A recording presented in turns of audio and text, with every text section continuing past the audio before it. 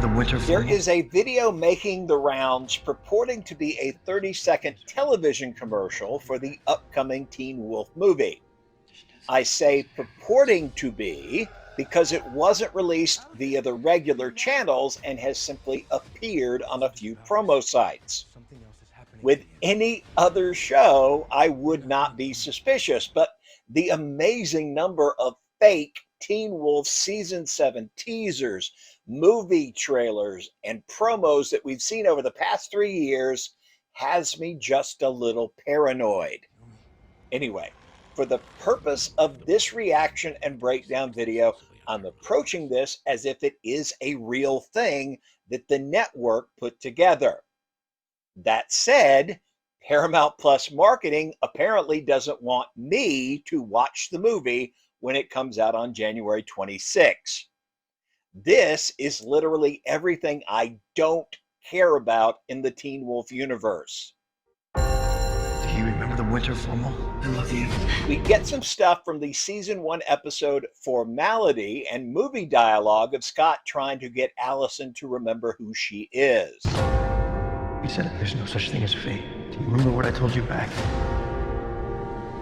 There's no such thing as werewolves. Then we get a shot from the Tell, the episode where they cut school that one time on Allison's birthday, and Allison's death from season 3, the episode Insatiable, and more movie dialogue about if there is such a thing as werewolves, then fate must be real too. You said there's no such thing as fate. Do you remember what I told you back? There's no such thing as werewolves. Allison, she's alive. This isn't just about us. True love never dies. Cringe. This is not a dig on Scallison.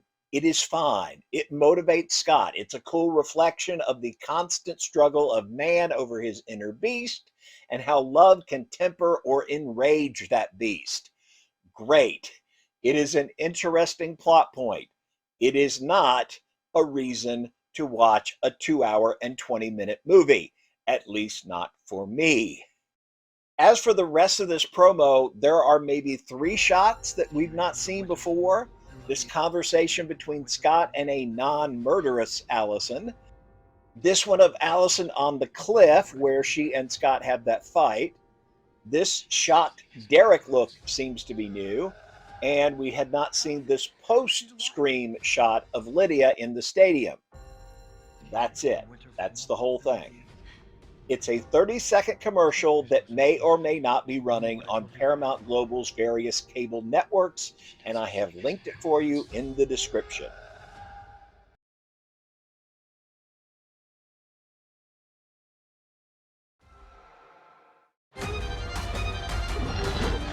This is going to be much more of a reaction than a breakdown for the simple reason I don't know as much about Wolfpack because I didn't get to visit the set and Jeff has been way too busy getting everything ready for the 26th to really talk about it much.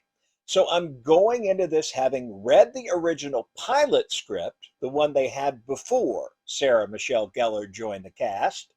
Most of that pilot remains, but the part of the fire investigator, Kristen Ramsey, has been beefed up considerably in keeping with the level of star power and name recognition she brings to the project. That being said, I probably know some stuff you don't know, so spoilers are possible. The first episode and the trailer opens with Armani Jackson as Everett on a school bus. Everett is visibly trying to calm his nerves. Now, according to the script I read, he has a veritable thesaurus of anxiety issues and had, just before this moment, been on for a televisit with his therapist. And as he's trying to calm down, all hell breaks loose. Interesting thing here about these animals going nuts. Jeff Davis actually wanted a scene like this in the Teen Wolf pilot, but the special effects for his vision were just out of reach. Instead, we got this little jump scare with Scott McCall. Now, though, Jeff has a bigger budget and the effects are way easier to get with good quality than they were back in 2010. So Jeff finally gets his crazed animals attacking pedestrian scene. A wonderful sucked back into the smoke thing there with actor Rio Mangini. And lots of back and forth between Bella Shepherd's Blake and Everett, cluing viewers to the fact that this is their story at this point. The California wildfires was Jeff's inspiration for this whole new world. The original Wolfpack books also started with wildfires, but Jeff has expanded on that idea quite a bit. What's happening to us? What are you doing out here? Then we skip way ahead in the story to the meeting in the woods between Everett and Blake and siblings Harlan and Luna, played by Tyler Gray and Chloe Rose Robertson.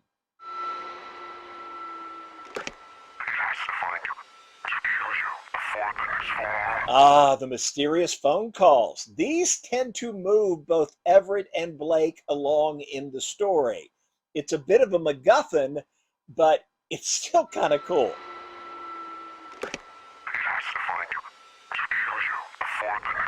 In case you didn't catch it, the voice says he has to find you to kill you before the next full moon. The script I read gave no indication who is making those phone calls. So yay, it's a mystery. You want to tell them everything? All the secrets that could get us killed? Okay, so they're setting up Harlan to be the skeptical, less enthusiastic older sibling, but actually he and Luna are twins, if I'm remembering this right. Now it's their secret too. Can I just say I love these eye effects? It's full of depth and the increased size really reads as animal. We're part of a joint task force investigating the wildfires. We're looking for any of the kids who are on that school bus. I think it can help you. Okay, Kristen Ramsey is being very much Dana Scully here to me.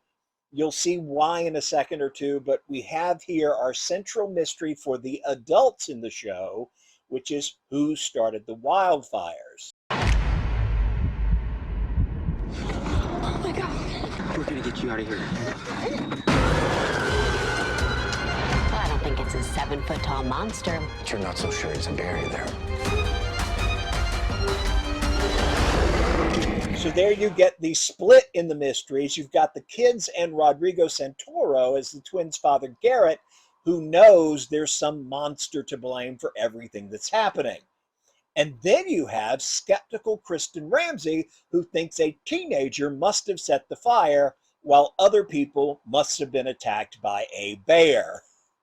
It is a very cool dynamic, and the tension between the Brazilian telenovela and movie star Santoro and Geller is palpable here.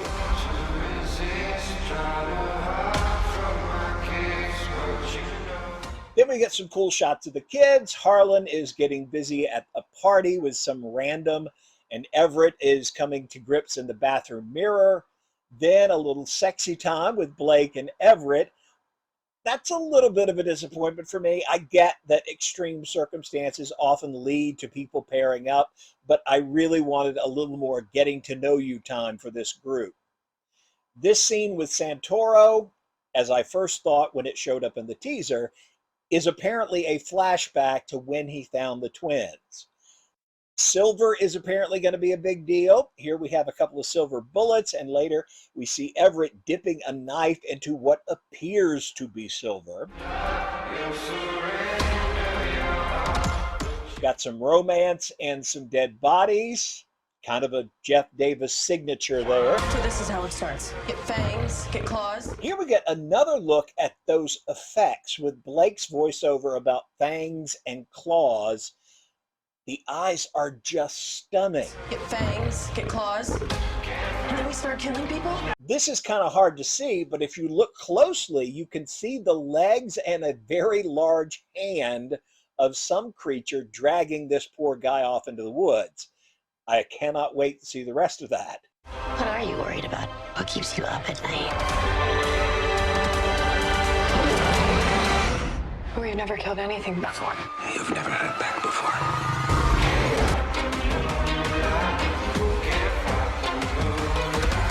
Key takeaways for me from the trailer: the whole thing looks beautiful. The lighting, the sound design. That was some cover version of Leanne Rimes' Can't Fight the Moonlight. I have no clue who it is, but it's pretty awesome.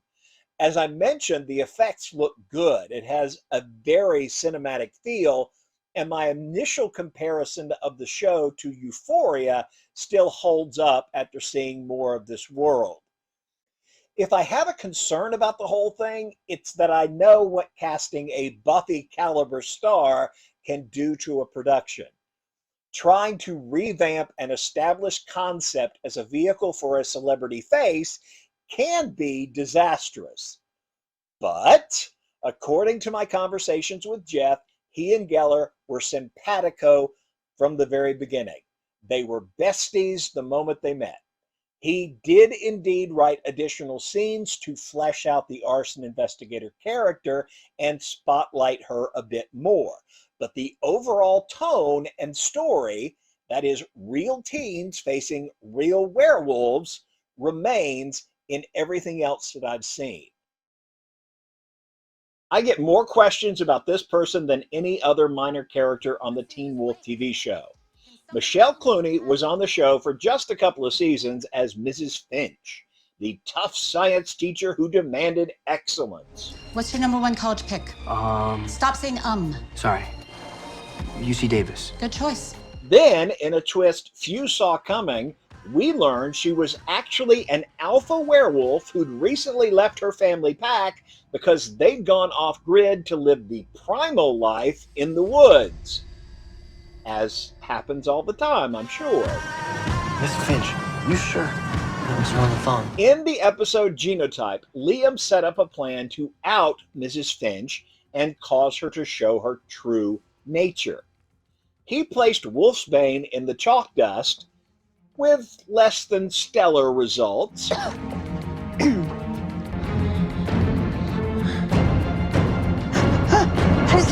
The question I get most often is, why didn't she react to this? That's Wolfsbane. She should have done something. My answer is always, she does react. We see her react. She has a moment, realizes what's going on, and suppresses everything but a single sneeze. I think I'd be used to that after 20 years. I honestly don't know what y'all expected to happen with this tiny cloud of Wolfsbane.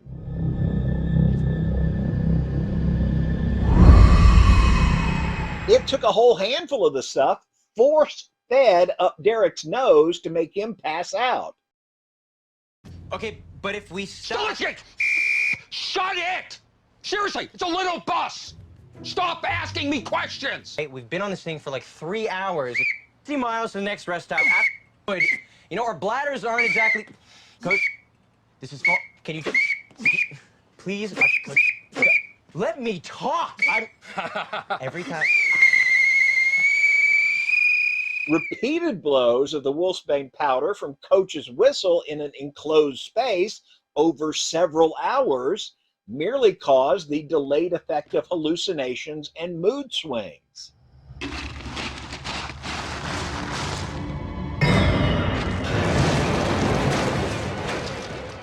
How in the world would this little bit of Wolfsbane in a big room cause more than a sneeze and a momentary discomfort?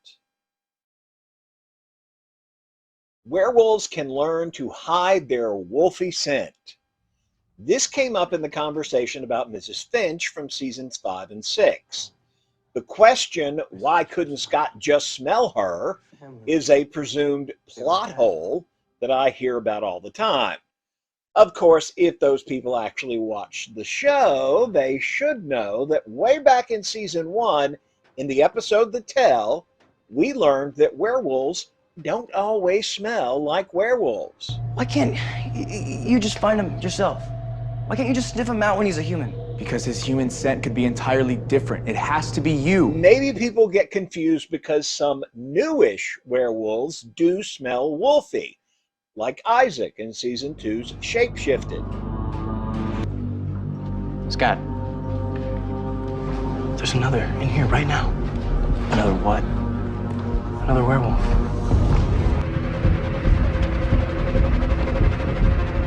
Of course, Isaac was bitten less than 48 hours before this point, so he had that brand new werewolf smell.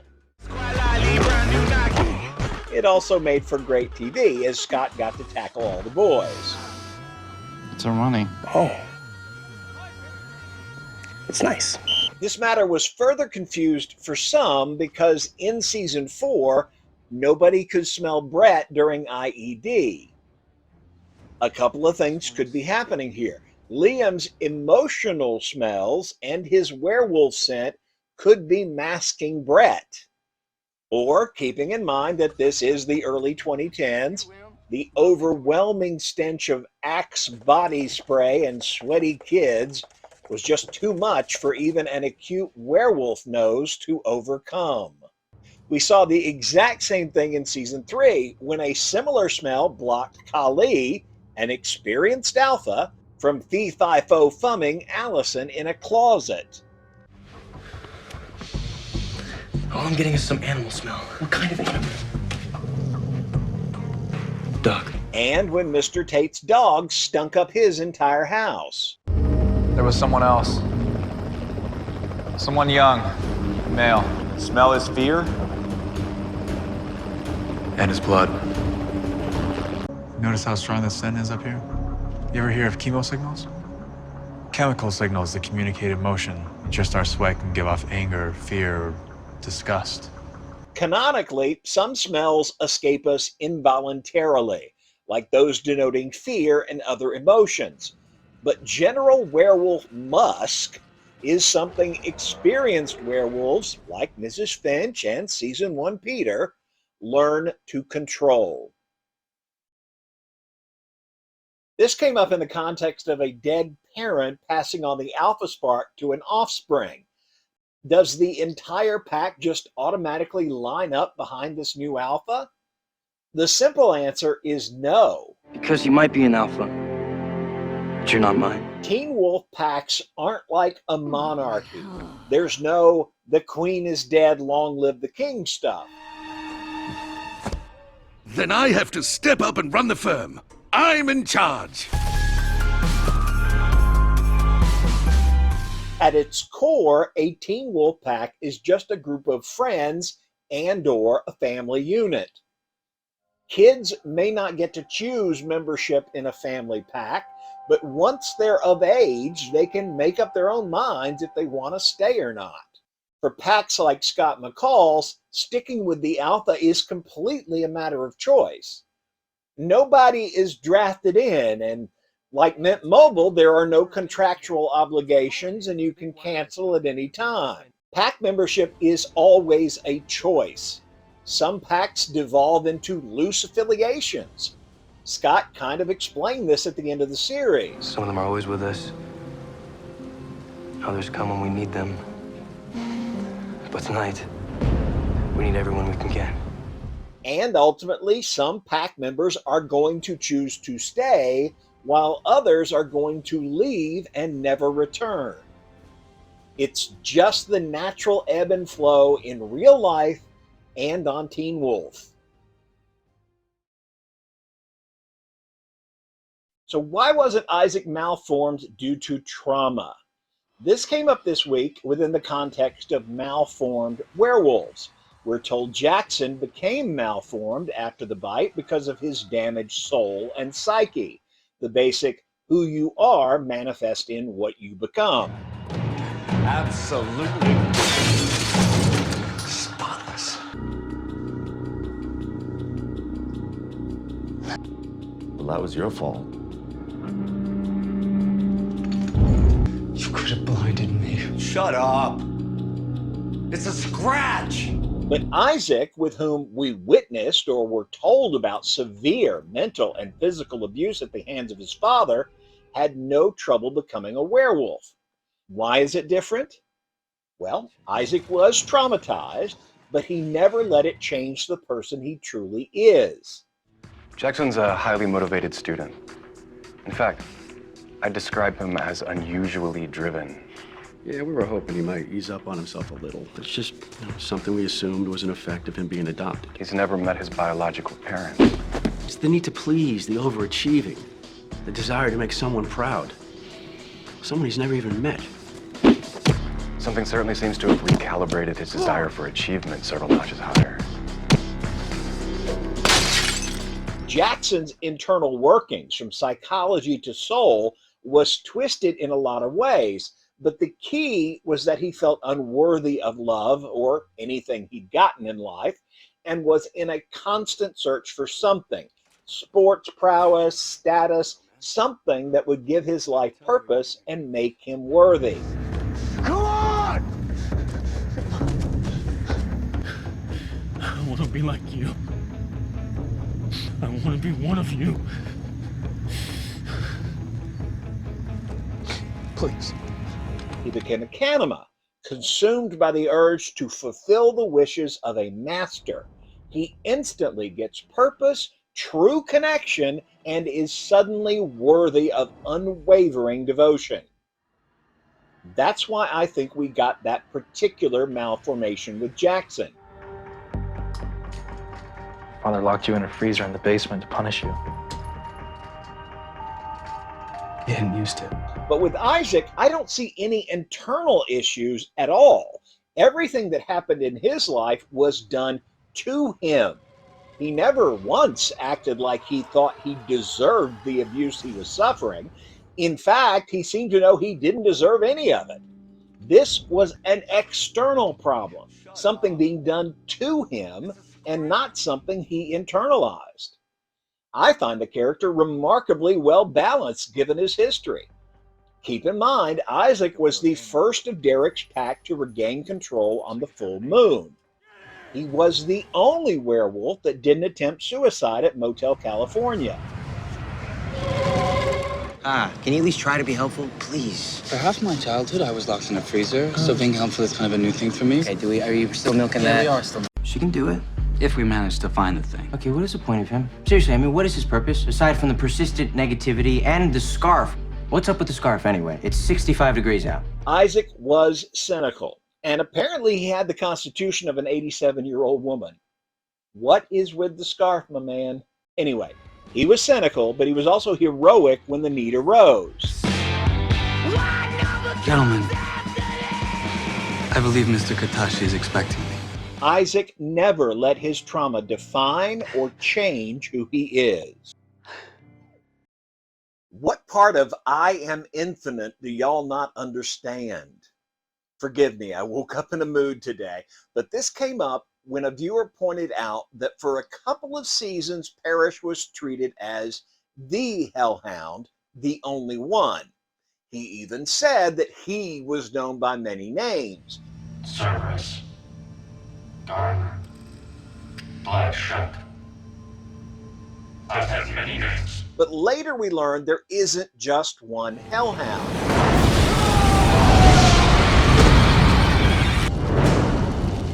This, according to my very observant viewer, is an obvious plot hole of terrible proportions.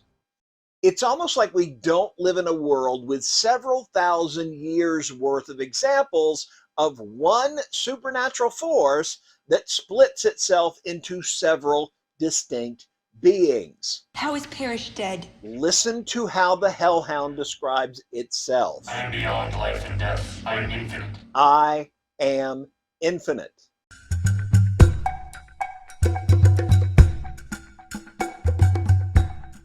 As I had tried to explain, every major culture I could find had death dogs dealing with their underworld. Hell, the Egyptians had a whole kennel of different dogs to deal with different aspects of death. They had one whose only job was guarding the dead guy's stomach in this little jar so as to make for better digestion for the dead guy in the afterlife. So yes, there is an infinite Hellhound force in the Teen Wolf universe. When needs be, that force will take a dying human body and become a separate being.